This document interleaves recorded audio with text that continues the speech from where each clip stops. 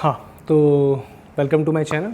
And last class में आप सबको पता है कि हमने क्वांटाइजेशन प्रोसेस को समझ लिया था कि किस तरीके से क्वांटाइजेशन होता है। ठीक है, अब हम उसके आगे चलते हैं कि क्वांटाइज़र के बाद जो होता है आपका होता है एनकोडर। एनकोडर के बाद आपका होता है रीजनरेटिव रिपीटर। जो मैंने यहाँ पे दो बॉक्स यूज़ करें, ये दोनों के दोनों रीजनरेटिव रिपीटर्स हैं। ठीक है, उसके बाद मेरा है डिकोडर। डिकोडर के बाद आपका आउटपुट कुछ इस तरीके से मिलेगा। और डिकोडर के बाद फिर वापस आप किस में आते हैं, डिकोडर के बाद जो हमारा था वो था हमारा रीजनरेटिव, सॉरी वो एक्चुअली हमारा था रिकंस्ट्रक्टिव फिल्टर। रिकंस्ट्रक्टिव फिल्टर, ठीक है, एक तरह का फिल्टर है ये हमारा रिकंस्ट्रक्टिव फिल्टर होगा। और इसके बाद हमें मिल जाएगा मैसेज। ठीक है, अब देखते हैं इसमें कि प्रोसेस में हो क्या रहा है। सबसे पहले रीजनरेटिव रिपीटर क्या करेंगे वो भी जानेंगे। उससे पहले हम जान लेते हैं कि एनकोडर के पहले आपको पता है क्वांटाइज़र आपको ये बना के दे रहा था, जो मैंने एग्जांपल लेट किया था, जो मैंने एग्जांपल सोचा था उसके बेसिस पे बोल रहा हूँ। तो यहाँ पे आपको पता था 1 2 3 4 5 पे आपको ये सारे इम्पल्सेस मिलते थे 1 3 3 5 7, क्योंकि मैंने एन वहाँ पे कितना लिया था 2। तो 2 के हिसाब से आपको जो मिलते थे वो 4 कॉम्बिनेशन मिलेंगे डिफरेंट। एक 1 मिला, एक 3 मिला, एक 5 मिला, एक 7 मिला। ठीक है, पर आपके पास यहाँ पे मिले कितने हैं सैम्पल्स, 5। पर पाँचों सैंपल में 2 सैंपल तो सेम है, जो कि हमने देखा भी था। उसके बाद एनकोडर क्या करेगा, इनको बिट्स की फॉर्म में आगे फॉरवर्ड कर देगा। तो सबसे पहले उसने 1 को क्या दिया है 0 0, ये 1 के लिए 0 0 आया, 3 के लिए 0 1, दूसरे 3 के लिए फिर 0 1, 5 के लिए 1 0, 7 के लिए 1 1। तो ये बिट्स आगे जाएंगी। ठीक है, और ये बिट्स जब जाएंगी तो रास्ते में जब वो वायर के थ्रू जाएंगी तो कई बार क्या होता है कि आपका कम्युनिकेशन भी ख़राब, रास्ते में जो कम्युनिकेशन होता है उसमें दिक्कतें आती हैं कि आपके जो बिट्स होते हैं वो कई बार थोड़ा सा जाके डैम्प हो जाते हैं। डैम्प मतलब कि दब जाते हैं।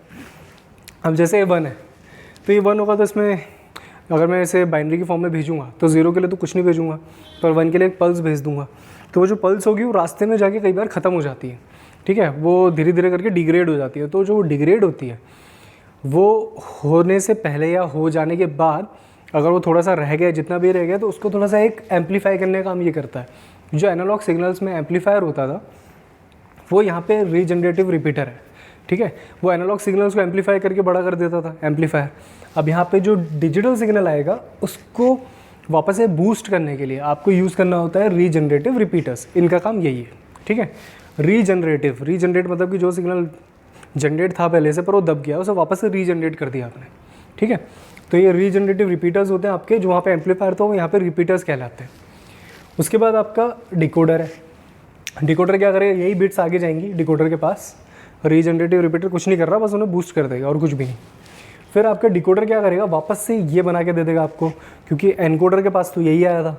तो एनकोडर का जो भी इनपुट होता है डिकोडर वही आउटपुट पे देता है, क्योंकि डिकोडर के पास तो बिट्स गई थी, तो उसने बिट्स का वापस से ये बना के दे दिए सैम्पल्स।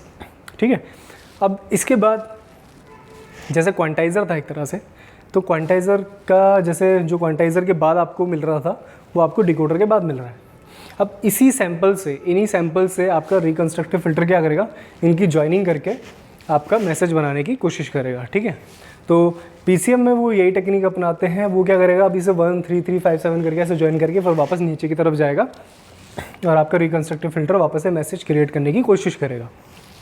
अब इसमें दिक्कत ये है कि एरर तो ज़रूर आएगा, क्योंकि यहाँ पे मैं क्वांटाइज़र का जो आउटपुट था उससे वापस मैसेज बना रहा हूँ। ठीक है, ना कि उससे जो सैम्पलर के बाद आया था। मेरा सैम्पलर के बाद अगर आपको ध्यान हो तो सैम्पलर के बाद मेरा 1, ठीक है, फिर सॉरी 1 नहीं 0.5, उसके बाद आपका आया था 2.3 आई गेस, उसके बाद आपका था 3.8, फिर आपका एक 5.7 था, फिर एक और मेरा था 6.9। ठीक है, जो ऊपर तक गया था 6.9। थोड़ा मैं इसे साइड बना लेता हूँ ताकि आपको कन्फ्यूजन ना हो। मैं जो यहाँ पे बात कर रहा हूँ, मैं बात कर रहा हूँ आपका जो सैम्पलर के बाद, जो स्टार्टिंग में हमने मैसेज सिग्नल को सैम्पलर के बाद भेजा था, तो भेजने के बाद सैम्पलर ने क्या करके दिया था, सबसे पहले उसने 0.5 बनाया था।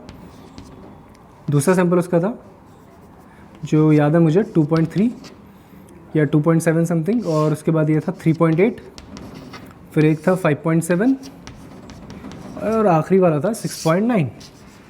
ठीक है, इसको फिर हमने क्या करा था, इस वाले पार्ट को हमने क्वांटाइजर से भेज के क्वांटाइज कर दिया था, ठीक है, कि ये जो डिफरेंट आपके 5 थे, इन डिफरेंट में से हमने क्या करा था 2.3 3.8 तो दोनों के दोनों 3 पे आ गए थे, ठीक है।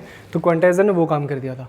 पर होगा क्या कि आपका जब वापस से मैसेज सिग्नल आप बनाते हैं तो मैसेज सिग्नल का जब प्रोसेस होगा, हाँ, तो इसमें खामी जो है वो खामी ये है कि आप इस सिग्नल को रिकंस्ट्रक्टिव फ़िल्टर में भेज रहे हो, ना कि इस सिग्नल को, ठीक है।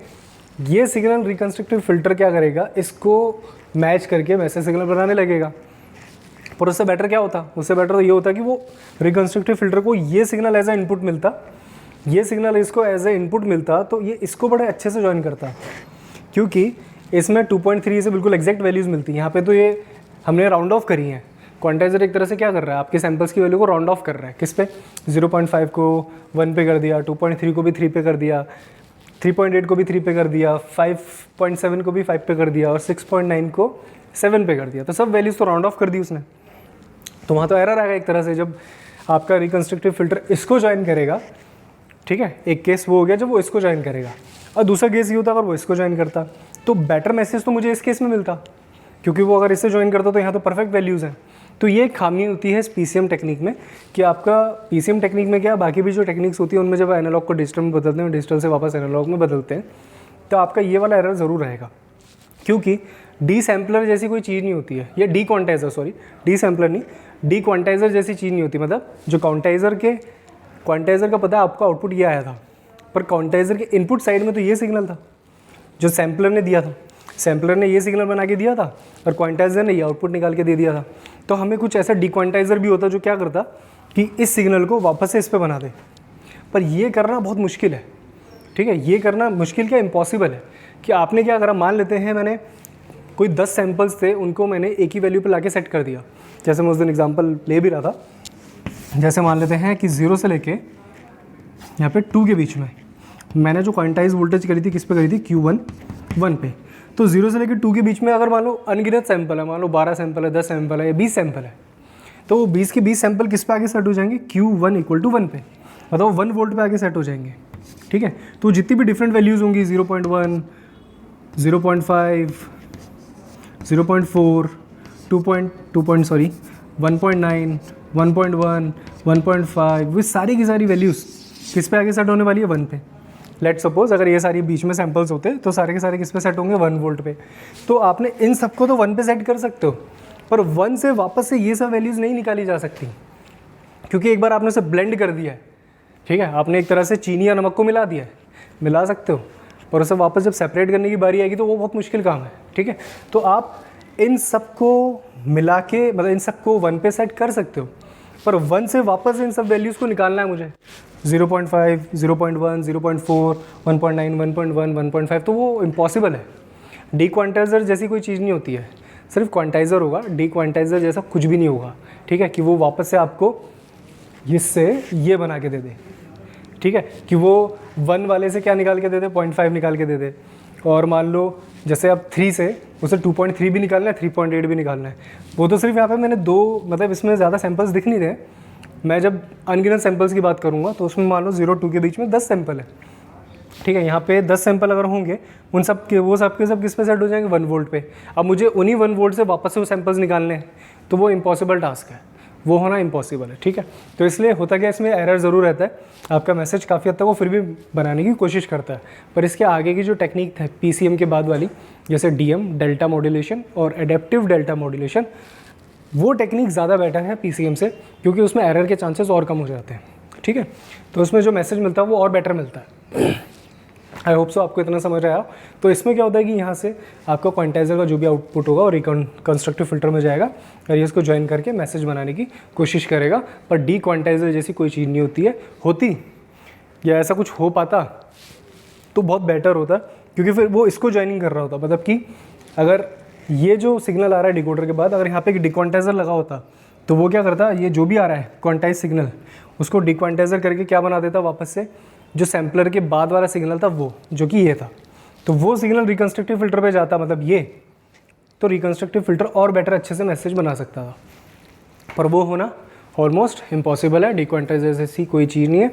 रिकंस्ट्रक्टिव फिल्टर को क्वांटाइज सिग्नल को ही मैसेज में कन्वर्ट करना पड़ेगा, ठीक है। वो जो सैम्पलर के बाद वाला जो सिग्नल था उसको वो नहीं कर पाएगा, क्योंकि हम क्वांटाइज सिग्नल से वापस से सैम्पलर वाला जो सिग्नल होता है, सैम्पलर के बाद वाला सिग्नल, वो नहीं बना सकते, ठीक है। तो दैट्स इट, इस तरीके से आपका ये पूरा प्रोसेस रहेगा, ठीक है। एक्चुअली में जो रिसीविंग साइड होती है ना, वो D2A कन्वर्टर है एक तरह से। जो मेरा रिसीविंग साइड है, ये आपका डिकोडर से लेके रिकन्स्ट्रक्टिव फिल्टर, कहीं यहाँ पे ये पूरा का पूरा एक तरह से D2A कन्वर्टर है, मतलब डिजिटल टू एनालॉग, ठीक है। और जो उधर वाला इनपुट साइड में था वो हमारा A to D कन्वर्टर था, जो कि सैम्पलर होता है, क्वांटाइज़र होता है, ठीक है। अब यहाँ पे मैंने सैम्पल्स आपको जो लिए हैं, सैम्पल्स जो सैम्पलर मैंने लिया था उसका रिस्पॉन्स मैंने ये लिया था, ये इम्पल्स थे 1 वाले, ठीक है, 1 वोल्टेज के।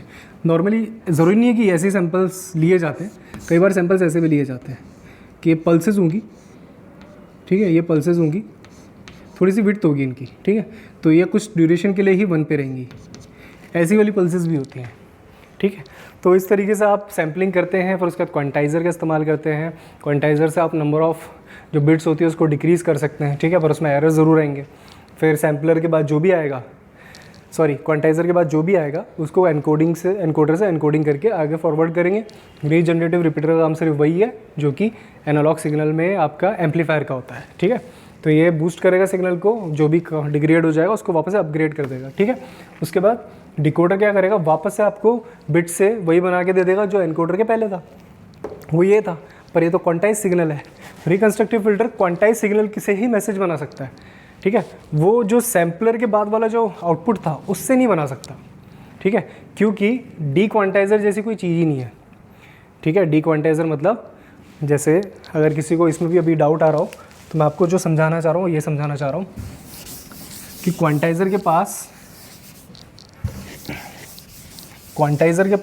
जो सिग्नल गया था, ठीक है, आपका जो सिग्नल था, अगर मैं यहाँ पे देखूँ, सैम्पलर के बाद वाला जो आउटपुट था, ठीक है, जिसमें हमारे सैंपल्स निकले थे कई सारे, ठीक है। ये जो वैल्यूज़ थी आपको याद होंगी, 0.5, 2.3, 3.8, 5.7, 6.9, वो गया था किस पे, क्वांटाइज़र पे। क्वांटाइज़र ने क्या बना के दिया था, ये क्वांटाइज़र ने बना के दिया, तो क्वांटाइज़र के आउटपुट पे ये आया, ठीक है। तो कोई ऐसा डिक्वांटाइज़र जैसी कोई चीज़ है जो इसको वापस से ये बना दे, ठीक है, रिवर्स कर दे, ऐसी कोई भी चीज़ नहीं है, ठीक है। ऐसा होना इम्पॉसिबल है, क्योंकि आप 10-12 सिग्नल को एक पॉइंट पे लाके सेट कर सकते हो, पर उसी पॉइंट से वापस से वो सिग्नल जनरेट करना वो इम्पॉसिबल है। क्या पता कौन सी वैल्यू निकले, ठीक है, ज़रूरी थोड़ी ना वही निकल जाएगी जो पहले थी। 1.3 था, वो 1 पे सेट हो गया, तो ज़रूरी थोड़ी ना 1 से 1.3 वापस निकलेगा, तो वैसा करना इम्पॉसिबल है। मैं यही समझाना चाह रहा था इसमें, ठीक है। मेन कंसेप्ट इसमें यही है कि डिक्वांटाइज़र जैसी कोई चीज़ नहीं है, रिकन्स्ट्रक्टिव फिल्टर को काम चलाना पड़ेगा क्वांटाइज सिग्नल से ही, ठीक है। That's it, thank you so much.